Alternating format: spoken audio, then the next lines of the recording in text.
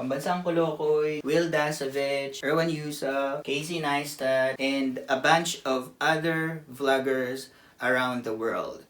Ang tanong, bakit nga ba very interesting na panoorin ang mga vlogs?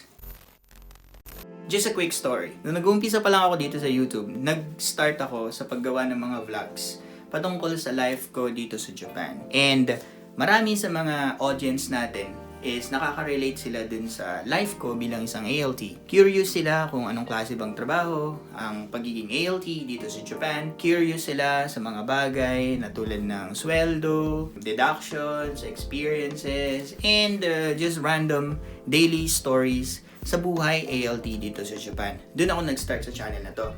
Yun yung mga araw na hindi pa ako gumagawa ng mga YouTube observation videos, productivity videos. Bigla ako napaisip, bakit ba ako mismo nahuhumaling sa panonood ng mga vlogs? Ano bang meron sa vlogs that makes it very interesting and very entertaining?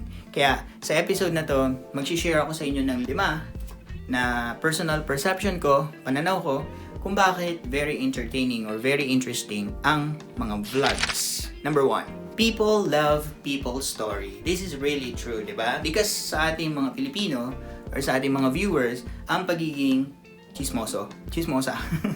Hindi. Ang ibig sabihin, hindi mawawala sa atin yung interest na pakinggan, panoorin, or makarelate dun sa kwento ng ibang tao. Kasi dun tayo na-inspire, dun tayo na-motivate, dun tayo nakakakuha ng information, dun tayo nakaka-relate. Vlogging is really interesting and very entertaining. It's because of this one very powerful keyword. There's a story. Kumpara din sa mga sit-down vlogs or mga tutorial vlogs, mga how-to na vlogs or videos dito sa YouTube, ang element na meron sa isang vlog is yung elements of a story. Meron siyang kwento. Lalong-lalo na kung yung vlogger is magaling magkwento at magaling magtahi ng details ng isang vlog niya, malaki yung chance na yung mga nanonood is nag-i-stick sila or nag-i-stay sila na nanonood ng video dahil na i-engage sila. Number 2, it is through vlogs that we can mirror ourselves to the vlogger's life. Diba? Minsan kapag nanonood tayo ng mga vlogs, parang nakikita natin yung sarili natin sa mismong experience nung nagbo-vlog. Nakaka-relate tayo dun sa kwento, para natin na-feel, ganun din ako, nangyari din sa akin yun. Na-experience ko rin yung kwento niya. Nangyayari din pala yung ganung kaganapan sa ibang tao or dun sa vlogger na pinapanood ko. So, yun yung pangalawang dahilan kung bakit entertaining and interesting ang mga vlogs. Now, heading to the third reason. Our third reason has something to do with inspirations and motivations and idols. Okay? Kapag nanonood tayo ng vlog, meron yung parang nade-develop na aspiration, crush, or paghanga dun sa nagbo-vlog, di ba? Kapag yung vlogger magaling magsalita, parang mas nai-inspire ka na makinig sa kanila, di ba? Kapag yung isang vlogger is very jolly, very nice, very pleasant yung personality, mas naiengganyo tayo na manood sa kanila, di ba? Kung minsan nga, ako personally, meron akong mga vloggers na pinapanood na wala ako actually pakialam dun sa kwento na kinikwento nila. Wala akong pakialam dun sa content, dun sa purpose ng video. Basta nag-e-enjoy lang ako na pinapanood siya.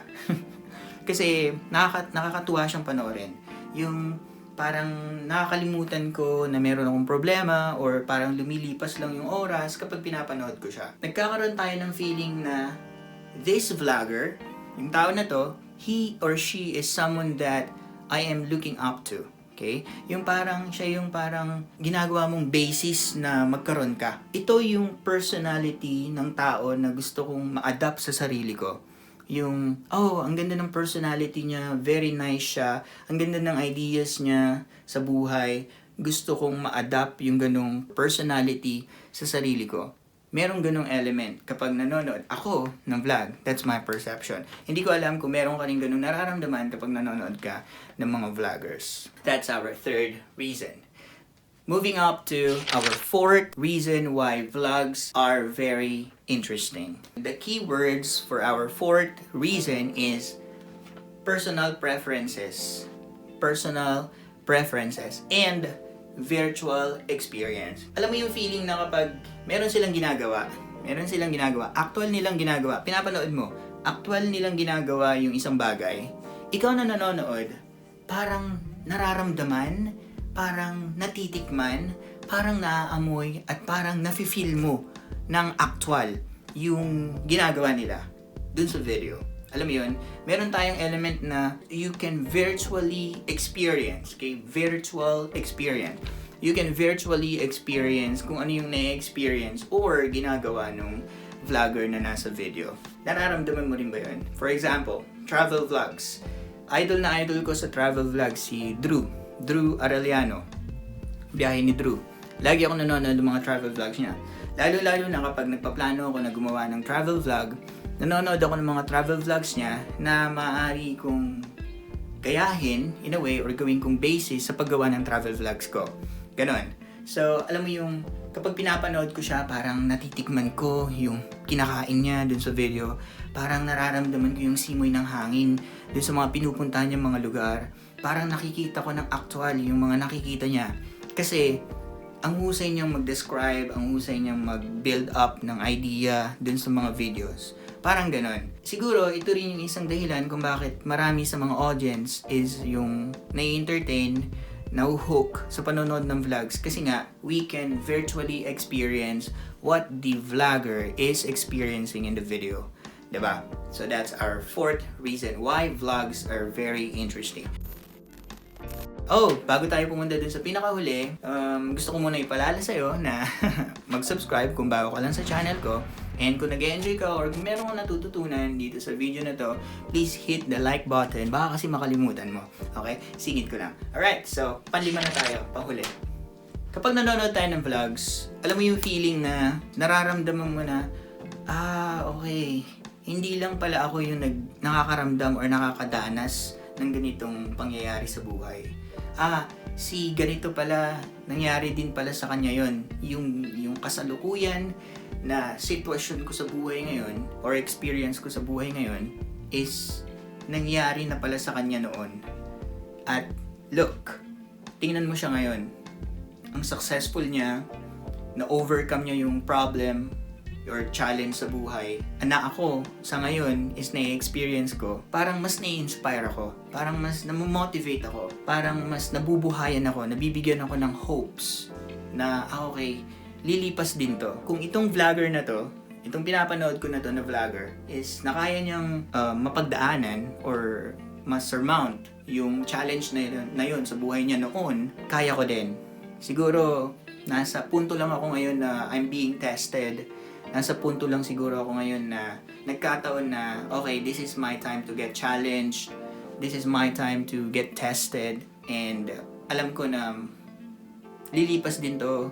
And or, habang pinapanood mo siya, naririnig mo sa kanya or natututunan mo sa kanya yung mga ways kung paano i-overcome yung pinagdadaanan mo sa buhay.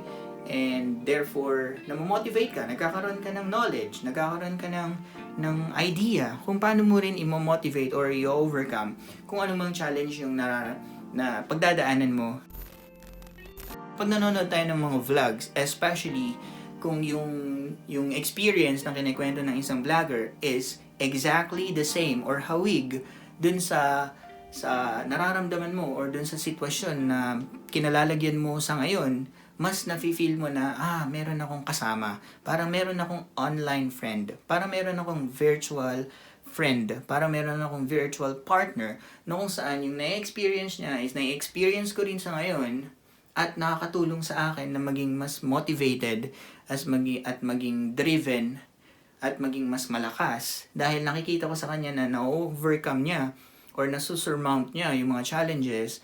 Therefore, masusurmount ko din, ma-overcome ko din yung challenge. Dahil kaya niya, kaya ko din. Pinagdadaanan ni Idol, pinagdadaanan ko rin, kaya ni Idol, kaya ko rin.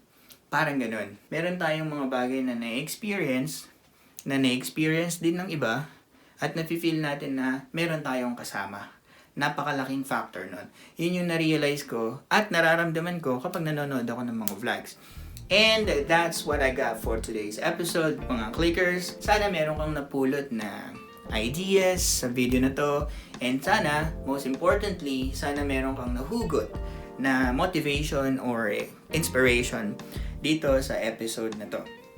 Again, as always, my name is Darry and this is our YouTube classroom, na kung saan pinag-uusapan natin yung mga observations, mga tips, mga realizations na alam ko na makakatulong sa'yo dahil nakakatulong sa akin na mag-grow dito sa YouTube ng tama bilang isang content creator. Again, maraming salamat sa oras at kita-kita ulit tayo sa susunod na episode.